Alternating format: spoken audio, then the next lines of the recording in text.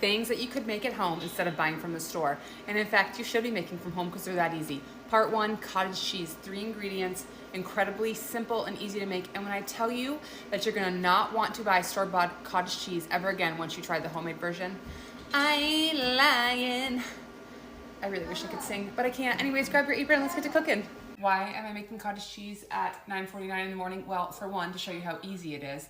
And for two, I saw this recipe on TikTok a couple days ago and I have not stopped thinking about it. And I, in fact, need it for lunch and I need cottage cheese for it. So let's get into it. You're gonna need a heavy bottom pot here. You don't want this milk scorching. So I'm gonna go in, I have a whole entire gallon of just 2% milk. You can use whole milk here, doesn't matter. This is what I have on hand. So 2%, the whole entire gallon in this pot. This is very important. You do not want to waste a whole entire gallon of milk by scorching it.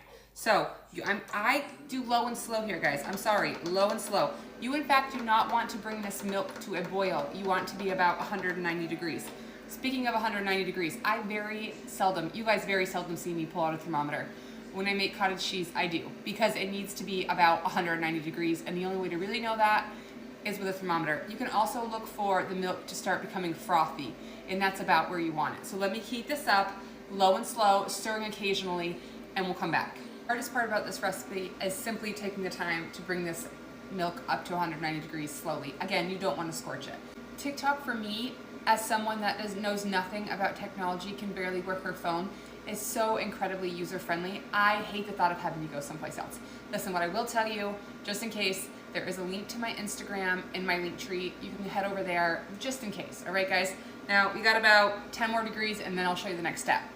Finally at 190 degrees. We're gonna go ahead and get this off of my burner. I'll move the burner out of the way, and I'll show you the next step. Next step, I have 3/4 cup of distilled white vinegar. We're gonna go ahead and we're just gonna pour this in here. And we're just gonna do a few gentle stirs. Put a lid on that and let it set for 30 minutes.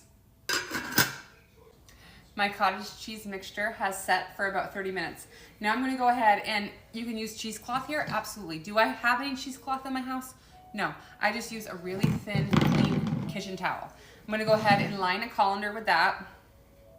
And then I'm gonna go ahead and I'm gonna, in fact, use one of these, hold on. I'm gonna go ahead and pour some of the whey off by using this. It just kind of goes on the side of your pan. I don't even know where I got it. It's forever years old. And I'm just gonna pour off a little bit of the whey before I go ahead and I strain it into my cheesecloth here. I have my bowl lined with just that kitchen towel, cheesecloth, whatever you have.